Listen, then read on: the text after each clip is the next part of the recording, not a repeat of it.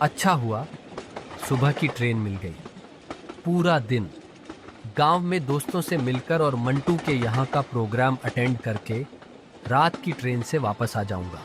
कपिल, जो शहर में नौकरी करता है, आज अपने बचपन के दोस्तों से मुलाकात करने के लिए अपने गांव वापस जा रहा होता है।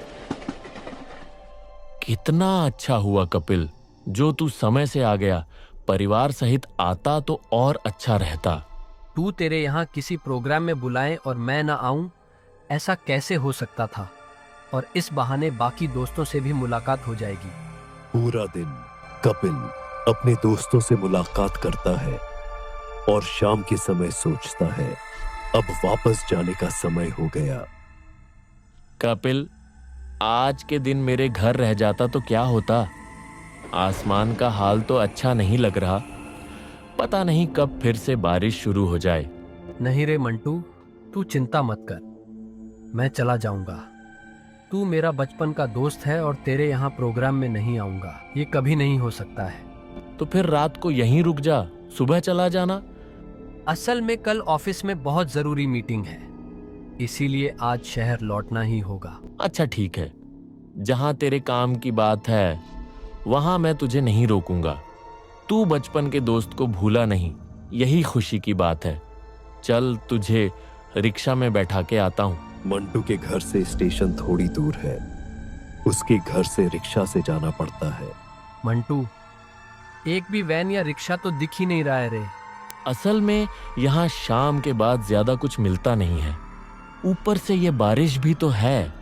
तो फिर कैसे जाऊंगा? कल तक ड्यूटी ज्वाइन करनी है। अरे, वह तो मधु है। रुक कपिल, मधु के रिक्शा से तू स्टेशन चला जाना। मधु का रिक्शा उन लोगों के सामने आकर रुकता है। मंटू दादा, आप यहाँ इस समय? मधु, आपको तो बहुत दिनों बाद देखा। मैंने सुना था कि आप कुछ दिनों से कहीं गायब हो। नहीं नहीं, वैसा कुछ नहीं है। असल में मैं कुछ दिन यहाँ नहीं था। ओह अच्छा, चलो बढ़िया है। सुनो ना, आप बहुत सही समय पर आए हो आज। मेरा यह दोस्त शहर वापस जाएगा आज रात को। बहुत देर इंतजार करने पर भी रिक्शा नहीं मिल रहा था। इसे आप अपने रिक्शा से स्टेशन तक छोड़ दो ना। आसमान में वैसे भी बादल छा रहे हैं साहब। इस रात में आज ना जाते तो अच्छा होता, और उस स्टेशन पर वो भी रात को। कितनी बार कहा कि आज मत जा, रुक जा, लेकिन ये बात तो माने। नहीं रे दोस्त, तुझे तो बताया ही था। ठीक है मधु, आप इसे थोड़ा स्टेशन पहुंचा दो। ठीक है, बैठो। मधु रिक्शा लेकर स्टेशन की तरफ निकल पड़ता है। रिक्शा चलने के कुछ ही समय बाद ही तेज बारिश शुरू हो जाती है। आज आप ना जाते तो बहुत अच्छा होता साहब। वैसे भी बारिश की रात में काफ़ी ट्रेन रद्द हो जाती है, और अगर वो 8:30 बजे की ट्रेन नहीं मिली तो। ये सब क्यों बोल रहे हो? ऐसा कुछ नहीं होगा। आप एक काम करो, थोड़ा जल्दी रिक्शा चलाओ। वो स्टेशन रात में अच्छा नहीं है साहब। अच्छा नहीं है? ऐसा क्यों कह रहे हो? वह स्टेशन रात में अच्छा क्यों नहीं है? उस स्टेशन पर रात 2 बजे मुर्दों की ट्रेन आती है। मतलब आज से बहुत साल पहले दुर्घटना का शिकार हुई वो ट्रेन, और उसके यात्री रात को उस समय लौट आते हैं। ठीक उसी समय ही क्यों लौट आते हैं? सुना है उसी समय ट्रेन की दुर्घटना हुई थी। उस ट्रेन में कोई एक बार चढ़ जाए तो वो जिंदा वापस नहीं आता साहब। वो ट्रेन उन्हें अपने साथ नर्क की दुनिया में ले जाती है। ये सब बनावटी कहानियां हैं। नहीं साहब, ये कोई बनावटी कहानी नहीं है। मैं खुद ही तो। ये क्या मधु, रुक क्यों गए?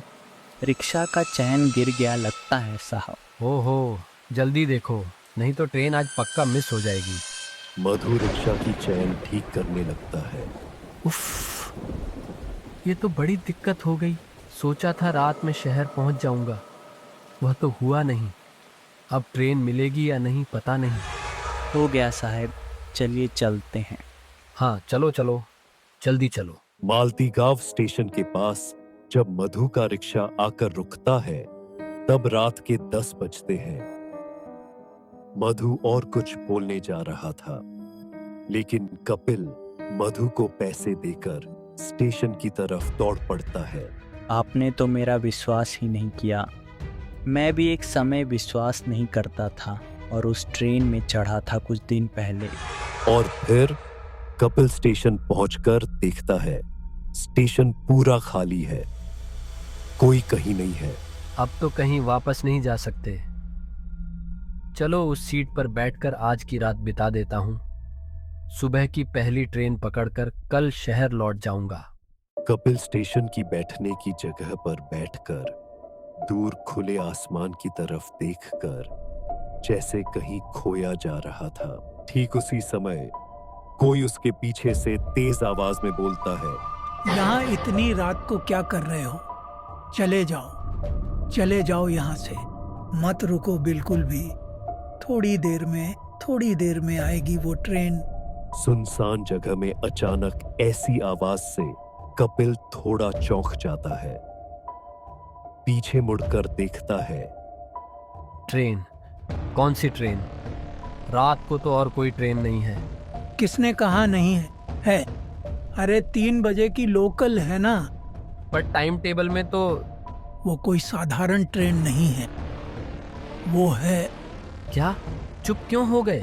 रात को अब स्टेशन पर भूल कर भी मत रुकना, नहीं तो वो ट्रेन तुम्हें भी नहीं छोड़ेगी, ठीक मेरी तरह। ओह, तुम यहाँ से अब जाओ तो। अच्छा, मैंने सावधान कर दिया, तुमने नहीं सुना। कपिल बेंच पर ही लेट जाता है। ठंडी हवा से कुछ ही समय में उसकी आंख लग जाती है। नींद खुलती है ट्रेन की हॉर्न से। उठकर बैठ जाता है वो।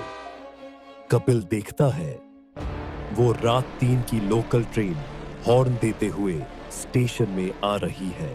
इतनी रात को ट्रेन है तो वो पागल क्या? धीरे धीरे स्टेशन में आकर रुक जाती है ट्रेन। कपिल ट्रेन के अंदर देखता है। पूरा अंधेरा था, लेकिन बहुत आवाज आ रही थी अंदर से। ट्रेन के अंदर तो कोई दिखाई नहीं दे रहा है, लेकिन इतनी आवाज कहां से आ रही है? ये ट्रेन शहर जाएगी? इसके बाद ट्रेन के अंदर से आने वाली सारी आवाज बिल्कुल शांत हो जाती है। कोई अंदर से बोलता है, चले आओ। कपिल और कुछ न सोचकर ट्रेन में चढ़ जाता है। तभी ट्रेन स्टेशन छोड़कर चलने लगती है। ट्रेन के अंदर पूरा अंधेरा था। जिंदा लग रहा है। लग रहा है क्या? जिंदा ही तो है। रोशनी जलाइए ना। क्यों? रोशनी से क्या करेंगे? आप लोग हैं कहाँ? कोई दिखाई तो नहीं दे रहा है। हमें देखना चाहते हैं क्या?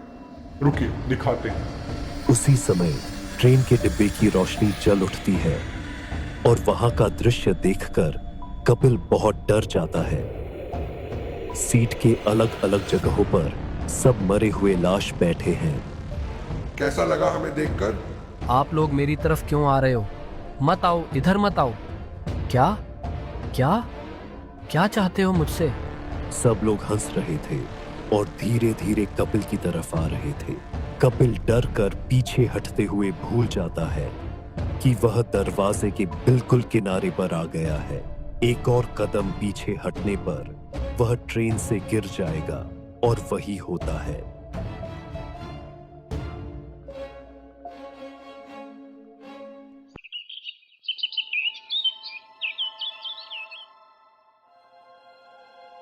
मैं यहाँ आया कैसे? तो तब ट्रेन से गिर गया था। उफ, सोचा था बचूंगा नहीं। वो भयानक रात ही मेरी आखिरी रात होगी। हाँ, बच गए हो क्या? ये क्या? तुम यहाँ कैसे आए? ओहो, कहा था ना उस भूतिया ट्रेन में मत चढ़ना। तुमने सुना नहीं? उस ट्रेन में चढ़ने से मेरी तरह मरना पड़ता है। क्या फालतू बकवास कहे जा रहे हो? मैं भला मरने क्यों जाऊंगा?